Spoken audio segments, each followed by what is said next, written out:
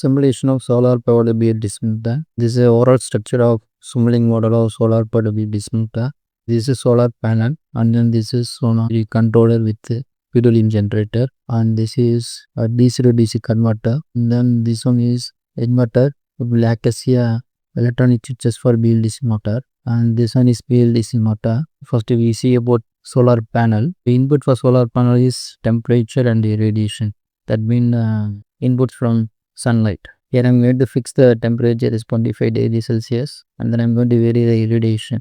Can fix the irradiation at steady state irradiation condition and dynamic irradiation condition. Steady state means the irradiation never change, it always constant. Dynamic means it will be changed with the time. Now I'm going to fix the irradiation level at a dynamic condition. That means the irradiation will going to be changed at the interval of 0.5 seconds. You see that? Initially, I'm going to fix the irradiation levels and then after 0.2 seconds, it will going to change to 700. The same way, the irradiation level going to be changed at the time interval of 0.5 seconds. Next, you got to see about panel ratings. This simulation is going to use. There is no parallel, there is no series model. So I'm going to fix the parallel string and the series string equal to 1. And then I'm going to fix the maximum power is 250 watts. The open circuit voltage is 36.5 volt. And the maximum power voltage is 30.5, and short circuit current is 8.8 amps. The current at maximum power point is 8.2 amps. Next, I am going to show you the variation of power level with the different irradiation level. So I am going to fix the irradiation level is 1000, 800, 600, 400 and 200. I am going to plot the characteristics. This is known as IV and PV characteristics of the solar panel. So this is the maximum one. The circle is known as the maximum power point at the irradiation level, different irradiation levels. For 1000 watts per meter square, the maximum power will be 250 watts. For different irradiation level, the maximum power point will be going to be changed. Next, move on to MPPT. In this simulation, I'm going to use PO method, Perturb Observe method. So this need two inputs. This voltage, another one is current. This need two inputs, one is voltage and the current. So I'm going to take the voltage from solar panel and current from solar panel and then supply the input to the MPPT. Normally during measurement, the voltage and current of the panel and some noise. That noise will be filtered by using purpose filter. In order to execute the PO method, you have to fix some initial parameter. That parameters are initial duty cycle, upper limit for duty cycle, lower limit for duty cycle, and then step increase in duty cycle. Delta D. The initial value for duty cycle in 0.5, the maximum limit will be 1 and minimum limit will be 0, and then step change in duty cycle will be 0.001. I'm going to show the program for PO. This is a program for PO. So this program finally out the duty cycle based upon parameter V and I. V and I is received from the solar panel. Initially you have to fix the 3 values for V volt, P volt and T volt. So I am going to fix the initial voltage will be 0, initial power equal to 0, and the initial duty cycle equal to already fixed to 1.5. Next I am going to find out the power level of the current instant, P equal to V into I, and then I am going to find out the change in voltage, change in power, V minus V volt, P minus P volt. And then I am going to check the condition, whether the change in power is equal to 0 and then enabled input is enabled or not. If condition is true, we go to next step. In next step, I am going to check the change in power is less than 0. If it is less than 0, I am going to check the voltage. If change in voltage is less than 0, I am going to decrement the duty cycle. Otherwise, I am going to increment the duty cycle. If this condition is false, it comes to here. If change in voltage is less than 0, it increment the duty cycle, otherwise decrement the duty cycle.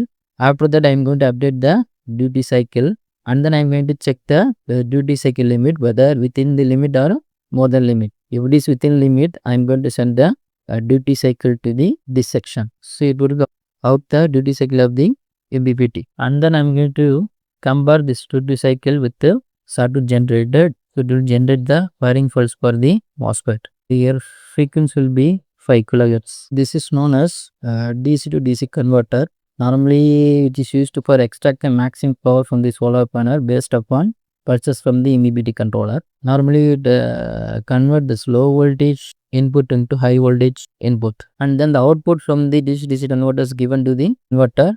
It will act as electronic switches for BLDC motor. In BLDC motor, I am going to sense two readings, two measurements. One is rotor speed, another one is Hall sensor output. The rotor speed is feedback to the torque input. I am going to feedback the rotor speed output to the torque input.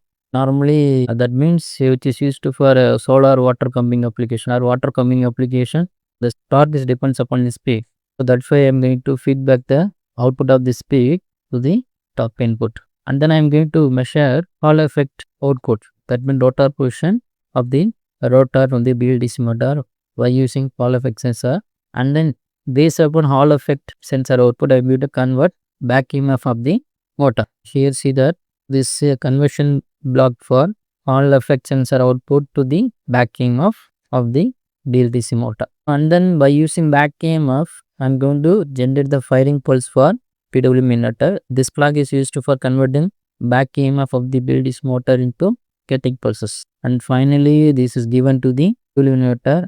It's going to be control the voltage of the input, and then you going to control the speed of the DC motor. I am going to simulate the diagram, simulation diagram. See the duty cycle variation, duty cycle very dynamically, and then this is measurement from the inverter. This is input irradiation to the solar panel. I fix the temperature at 25 degrees Celsius. Initially, the irradiation is 900 watts per meter square. This is the power from the solar panel. So, this is a power output from the converter. The duty cycle is continuously varying in order to obtain the maximum power. After 0.5 seconds, the irradiation level changed to 700 watts per meter square. Normally, the irradiation going to be changed. The power output from the solar panel also going to be changed. See that the power output in the solar panel is going to be changed according with the irradiation law of the sunlight. Now you watch that during change in irradiation level, there will be changes in the duty cycle.